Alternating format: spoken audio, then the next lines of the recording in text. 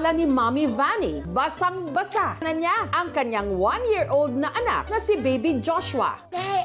Ang nice eyes. How many eyes do you have? 2 eyes. 2 eyes. Very good. It's color. Pero halos wala raw siyang nasambit na salita nang nadiskubre niya kamakailan na ang magdadalawang taon pa lang niyang anak marunong nang magbasa. Dark. This one.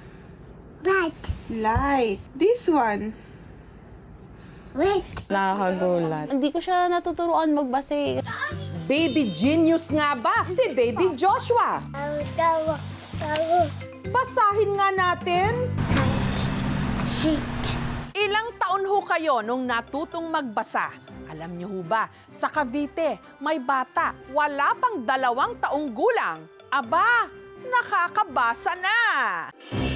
Dito sa Mendez, sa Cavite, nakatira si Baby Joshua kasama ang kanyang Mommy Vanny at Ate Ces. Say sorry. Sorry. Okay. I did.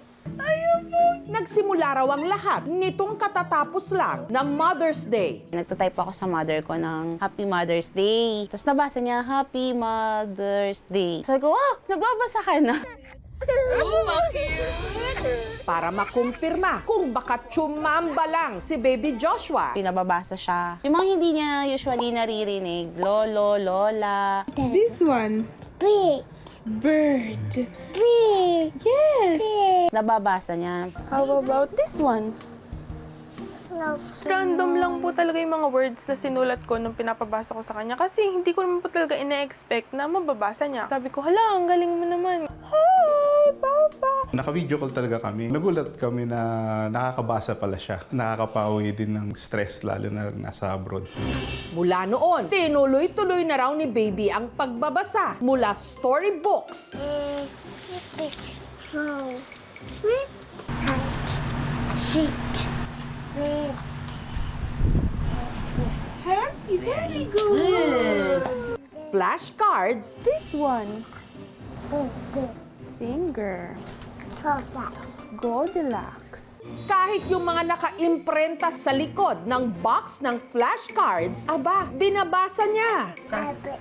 Alphabet, very good! Yay!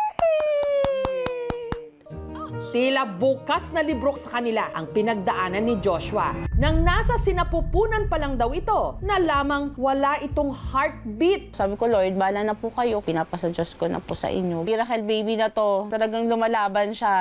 Ligtas mang nailuwal, kinalaunan. Na-diagnose siya nung pedya niya na speech delay siya. Siyempre, nasad ako kasi nga magte-therapy kami. 18 months kasi dapat may mga words na siya. Ang nasasabi lang niya, yun nga, usually, mama, papa. Kaya laking gulat ni Vanny na sa kabila ng speech delay, ang anak niya hindi lang nakakapagsambit ng salita, nakakapagbasa na. Dark. This one. Bright. Light. This one. Red. Red. Karamihan sa mga bata nagsisimulang makakakilala ng mga letra sa edad na 2 hanggang 4 na taong gulang. Natututo naman daw silang magbasa ng simpleng mga salita sa edad na 5 to 7 years old. Basketball. Pero ang mga batang nakakapagbasa ng 18 months pa lang, posibleng may kondisyon na kung tawagin hyperlexia.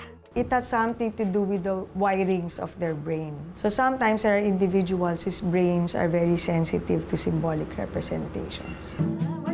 Ipinakonsulta si Baby Joshua sa isang espesyalista o doktor para masuri ang kanyang pambihirang abilidad. Baby.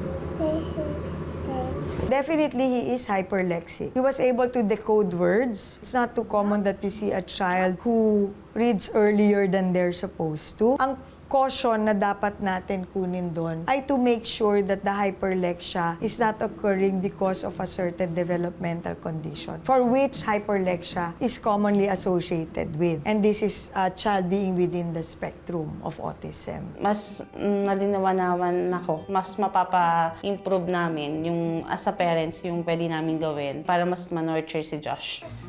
At dahil magto 2 years old na si Joshua, sa darating na May 28, meron kaming inihanda na birthday gift para sa kanya. Open!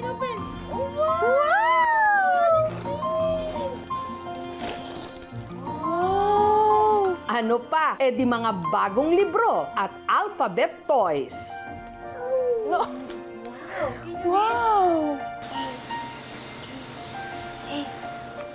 Very good! Nakita ko naman na natuwa siya. Mas na-excite siya dun sa alphabet. First time niya yun, nagkaroon siya ng ganun. Pangarap ko kay Josh, makatapos siya ng pag-aaral. Importante sa akin na maganda yung foundation niya para sa future niya.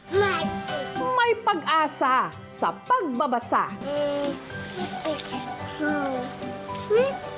Kaya ngayon pa lang, umaasa na si Mommy Vanny na ang future ni baby Joshua, bright! Right. Light. Red. Red. Basketball. Amazing! Thank you for watching, mga kapuso. Kung nagustuhan niyo po ang videong ito, subscribe na sa GMA Public Affairs YouTube channel. And don't forget to hit the bell button for our latest updates.